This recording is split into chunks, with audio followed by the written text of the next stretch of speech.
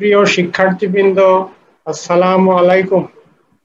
Bangabandhu Sheikh Mujib academy কর্তৃক পরিচালিত online ক্লাসের পক্ষ থেকে তোমাদের সবাইকে স্বাগতম। আজকে আমি জৈব বিক্রিয়ার শ্রেণী বিভাগ নিয়ে আলোচনা করব। তো জৈব বিক্রিয়ার বিভিন্ন শ্রেণী বিভাগ আছে, তার মধ্যে আমরা প্রধানত যে কয়টি শ্রেণীতে বিভক্ত করা যায় সেই কয়টি নিয়ে আলোচনা করব। তার মধ্যে একটি হলো সংযোজন বিক্রিয়া। সংযোজন বিক্রিয়াটা আসলে কি, যে দুই বা ততোধিক যৌগ মিলিত হয়ে একটি যৌগে পরিণত হয়। এখানে দেখো, এখানে এ একটি যৌগ আর এ একটা যৌগ, এই দুইটা যৌগ মিলে নতুন একটা যৌগতে পরিণত হয়েছে। তিনটা যৌগ মিলেও একটাতে পরিণত হতে পারে, অর্থাৎ দুই বা ততোধিক যৌগ মিলিত হয়ে যদি একটি যৌগে পরিণত হয় তবে সেই বিক্রিয়াকে বলা হবে সংযোজন বিক্রিয়া। এরপরের বিক্রিয়াটা হলো প্রতিস্থাপন বিক্রিয়া। এক্ষেত্রে কি হয়, একটি যৌগ থেকে কোনো পরমাণু বা মূলক প্রতিস্থাপিত হয়ে অন্য একটি পরমাণু বা মূলক সেই জায়গায় আসে। যেমন এখানে OH মূলক আছে, আর এর সাথে OH মূলক আছে, কিন্তু যে নতুন যৌগ তৈরি হয়েছে সেখানে আর এর সাথে আছে কি X। তাহলে Xটা কোথা থেকে আসছে? এই যে দ্বিতীয় যৌগ থেকে। এই Xটা কোথায় গেছে? ওই যেখানে ছিল সেখানে চলে গেছে। আবার ওই এখানে ছিল, চলে আসছে কোথায়? এই যে X যেখানে ছিল সেখানে চলে আসবে। তাহলে ওই যদি X এর জায়গায় আসে তাহলে এখানে OH আর এই H মিলে কি তৈরি হবে? পানি তৈরি হবে। কিন্তু আসলে কি ঘটেছে, যে OHটা এখানে এসেছে, Xটা চলে গেছে কোথায়? অর্থাৎ উভয় যৌগ হতে পরমাণু বা মূলক পারস্পরিক প্রতিস্থাপিত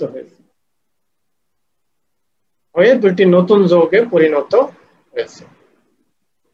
আবার বলছি যে এই ক্ষেত্রে এই একটা যৌগ এখানে আছে কি ROH, এই যৌগের OH মূলকটা চলে আসছে এইখানে, অর্থাৎ H এর সাথে যুক্ত হয়ে কি তৈরি হয়েছে? পানি। আবার এই H এর সাথে যে X ছিল সেটা চলে গেছে কোথায়? এই R এর সাথে। নতুন যৌগ কি তৈরি হলো? RX। এটাই হলো প্রতিস্থাপন বিক্রিয়া।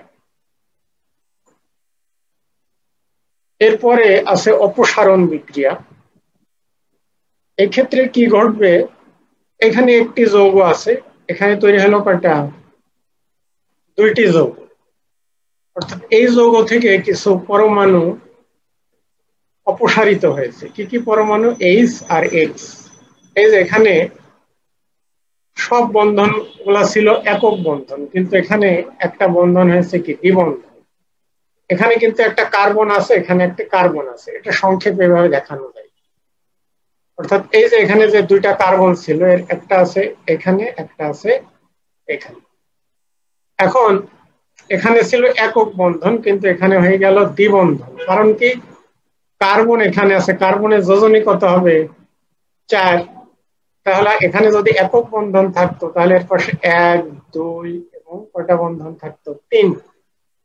কিন্তু কার্বন কয়টা একক বন্ধন তৈরি করতে পারবে? 4টা।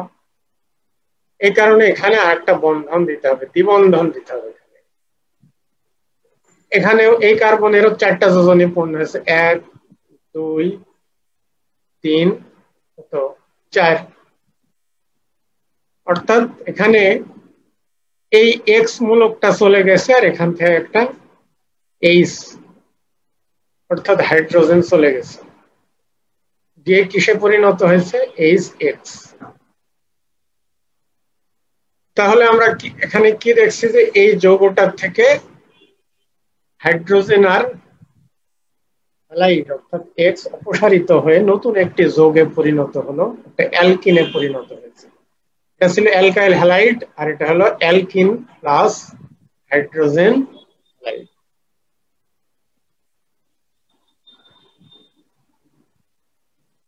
এরপরে আছে সমানুকরণ বিক্রিয়া। এখানে এই পাশেও একটা ছিল, এই পাশেও কয়টা আছে? একটাই আছে। তাহলে কি পরিবর্তন ঘটলো?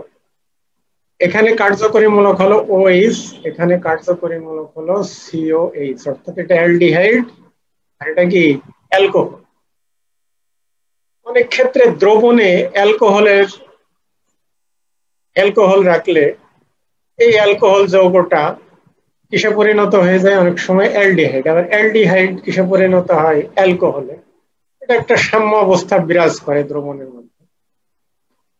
অন্যভাবেও এই বিক্রিয়াটা হতে পারে, অনেক ক্ষেত্রে প্রভাবক প্রয়োগ করে, তাপ প্রয়োগ করে, বিভিন্ন ক্ষেত্রে বিভিন্ন হবে। তো এই ক্ষেত্রে দ্রবণের সাম্য অবস্থায় আছে। তাহলে এই যৌগটা কিন্তু একই থাকলো, শুধু কি হয়েছে? পরিবর্তিত হয়েছে পরমাণু। এই কারণে তোমার যৌগের ধর্মই চেঞ্জ হয়ে গেছে। এটা হচ্ছে অ্যালকোহল, এটা হচ্ছে অ্যালডিহাইড।